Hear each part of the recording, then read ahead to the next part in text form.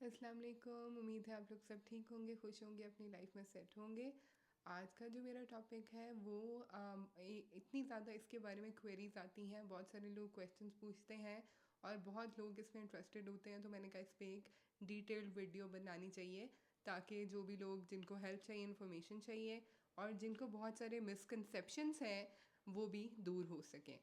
तो आज का टॉपिक है कि बहन भाई जो आपके सिबलिंग्स हैं उनको आप कनाडा किस तरह से बुला सकते हैं या बुला सकते हैं कि नहीं बुला सकते, या क्या किस तरह क्या अच्छी सिचुएशन होगी जिसमें आप उनको कनाडा बुला सकते हैं।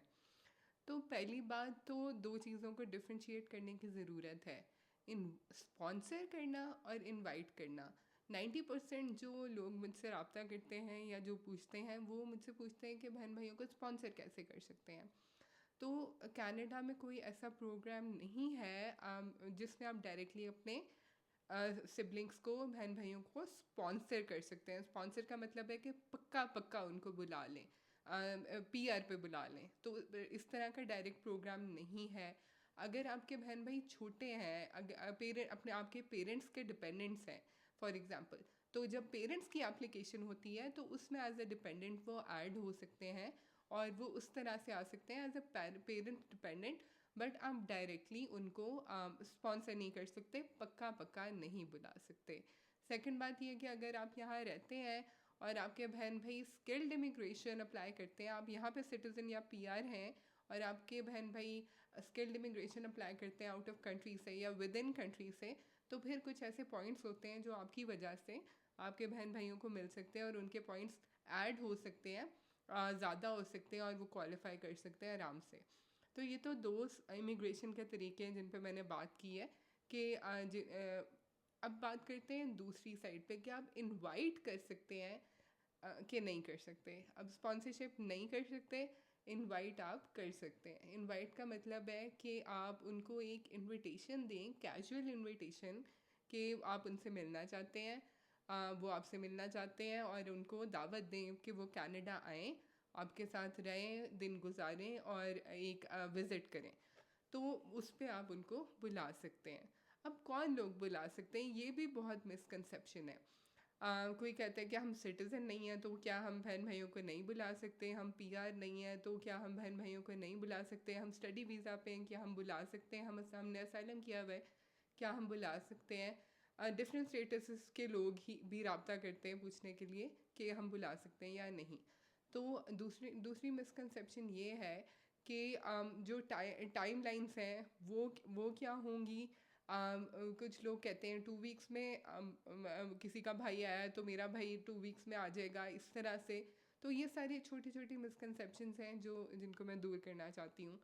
तो बेसिकली इनवाइट तो कोई भी कर सकता है। अगर आप स्टूडेंट हैं, हमने कई स्टूडेंट्स के सिबलिंग्स के वीज़ाज़, बहन भाइयों के वीज़ाज़ प्रोसेस किए हैं जो उनकी ग्रेजुएशन पे आए हैं या वैसे उनसे मिलने के लिए आए हैं डिफरेंट कंट्रीज से।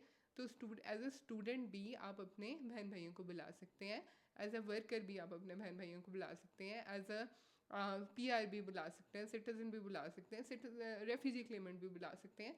कोई भी दावत दे सकता है। जो ओवरऑल फैक्टर्स हैं एप्लीकेशन के वो मैटर करते हैं कि एक एप्लीकेशन में डिफरेंट चीज़ें जो हैं वो किस तरह से पेश की गई हैं और ओवरऑल जो एप्लीकेशन है वो स्ट्रॉन्ग है कि नहीं है। ठीक, और जो स्ट्रॉन्ग है कि नहीं उसके लिए चंद बातें हैं। चंद बातें जो नॉर्मल विज़िट वीज़ा में भी होती हैं, लेकिन जो बहन भाइयों की एप्लीकेशन है उसमें हमने कुछ ग्राउंड्स को प्रूव करना होता है। फॉर एग्ज़ाम्पल सबसे पहला ग्राउंड तो ये है कि वो आपके बहन भाई हैं कि नहीं। तो उसके लिए आपको आइडेंटिटी डॉक्यूमेंट्स अपना पाकिस्तान में जैसे एफआरसी होता है या बर्थ सर्टिफिकेट होता है डिफरेंट कंट्रीज़ में, जो ये प्रूव करे कि वो आप सेम पेरेंट्स के बच्चे हैं। तो ये डॉक्यूमेंट बहुत असेंशियल होता है अगर आप सिबलिंग्स का वीज़ा करते हैं। उसके बाद प्रूफ ऑफ फंड्स इंपॉर्टेंट होता है। अब प्रूफ ऑफ फंड्स के लिए ज़रूरी नहीं है कि आपके अपने अकाउंट में पैसे हों, बहन भाइयों के अकाउंट के पैसे भी यूज़ हो सकते हैं, आपके हस्बैंड या वाइफ के अकाउंट के पैसे भी यूज़ हो सकते हैं। आपने ये डिटर्मिन करना है कि आप लोगों के पास म्यूचुअली या इंटायरली इतने फंड्स हैं कि जो उनकी विज़िट है, टाइम ऑफ विज़िट, अगर फॉर एग्ज़ाम्पल 2 वीक्स का है या 4 वीक्स का है, उसमें उनका एयर ट्रैवल एक्सपेंस, उनका रहने का ख़र्चा, हर चीज़ अच्छे तरीके से निभ सकती है। तो ये इतने फंड्स आपको शो करने होते हैं, वो बैंक स्टेटमेंट किसी की भी हो सकती है। इसके अलावा बहुत सारे लोग क्वेश्चन करते हैं कि मेरे बहन या भाई जो हैं उनकी ट्रैवल हिस्ट्री नहीं है। तो मैं इस बात पे एम्फोसाइज़ करूँगी कि जो ये सिबलिंग्स का वीज़ा है, जो फैमिली विज़िट है, उसका पर्पज़ ऑफ ट्रैवल टूरिज़्म नहीं है। उसका पर्पज़ ऑफ ट्रैवल है फैमिली को यूनाइट करना, फैमिली का आपस में मिलना। तो उसमें ट्रैवल हिस्ट्री उस तरह से मैटर नहीं करती जिस तरह से एक टूरिस्ट वीज़ा में करती है। तो अगर ट्रैवल हिस्ट्री नहीं भी है तो फिर भी आप अपने बहन भाइयों को बुला सकते हैं। कौन से सीज़न में बुलाना चाहिए ये भी मैटर नहीं करता। फैमिली रीयूनिफिकेशन किसी भी मौसम में हो सकती है, किसी भी महीने में हो सकती है। तो कोई भी इस तरह नहीं है कि आप समर के लिए अप्लाई करेंगे तो वीज़ा के चांस ज़्यादा हैं, या विंटर के लिए करेंगे तो वीज़ा नहीं लगेगा। ये भी बहुत ज़्यादा मिसकंसेप्शंस हैं कि मौसम पे वीज़ा बेस करता है। उसने मुझे एक भाई ने कॉल की, उन्होंने कहा मेरे पास घर नहीं है तो मैं अपने बहन भाइयों को कैसे बुलाऊँ, मैं तो नहीं इनवाइट कर सकता। तो यहाँ तो 60% ऐसे 70% लोग हैं जिनके पास अपने घर नहीं होते, लेकिन वो अपने बहन भाइयों को इनवाइट कर सकते हैं, करते हैं। उसके लिए आपको घर की पोजेसन की ज़रूरत नहीं है। अगर आप टैक्स फाइलर नहीं भी हैं फिर भी आप बहन भाइयों को इनवाइट कर सकते हैं। जैसे मैंने कहा कि ओवरऑल फैक्टर्स, एक फेयर एप्लीकेशन होनी चाहिए, उसमें फिर पोटेंशियल होता है कि वो एक्सेप्ट हो जाएगी।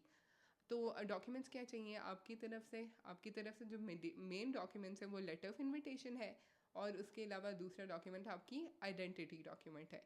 ये दोनों तो मैंडेटरी डॉक्यूमेंट्स हो गए। जो बाकी सेकेंडरी डॉक्यूमेंट्स हैं जो हेल्पफुल हो सकते हैं, वो आपकी बैंक स्टेटमेंट है, आपका लेटर ऑफ एम्प्लॉयमेंट है, और आपका टैक्स रिटर्न है। तो ये डॉक्यूमेंट्स जो हैं जिन्होंने बुलाना है, जो बहन भाई यहाँ रहते हैं उनकी तरफ से होंगे, और जिन्होंने आना है वो उनकी तरफ से उनके आईडी डॉक्यूमेंट्स, उनकी बैंक स्टेटमेंट, उनका लेटर ऑफ एम्प्लॉयमेंट, और बेसिक जो डॉक्यूमेंट्स विजिट वीज़ा में लगते हैं, FRC, वो सारा कुछ अटैच होगा। तो ये सारी एप्लीकेशन बनेगी, ऑनलाइन अप्लाई करेंगे ISCC के वेबसाइट पे, और आप अपने बहन भाइयों से मिल सकेंगे। अगर कोई ऐसे क्वेश्चंस हैं जो इस वीडियो में कवर नहीं हुए और आप पूछना चाहते हैं तो कमेंट कर सकते हैं। इंशाल्लाह हम ट्राई करेंगे कि सबको जवाब मिले, और खुश रहें, हंसते खेलते रहें। और बहुत शुक्रिया। अगर वीडियो आपको अच्छी लगी है तो उसको शेयर कीजिएगा ताकि दूसरे लोगों की भी हेल्प हो सके। अल्लाह हाफिज़।